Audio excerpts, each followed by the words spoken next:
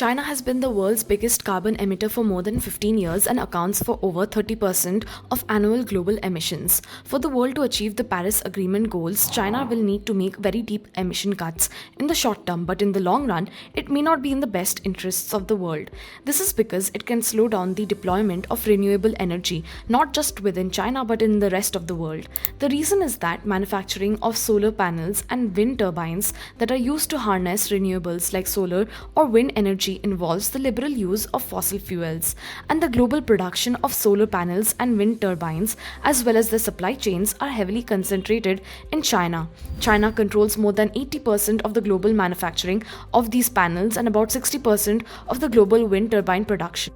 Thus, if the global renewable energy target for 2030 needs to be tripled, China has to be allowed to use fossil fuels in the production of clean energy, but this in turn will make it difficult for countries to phase out fossil fuels and reduce emissions.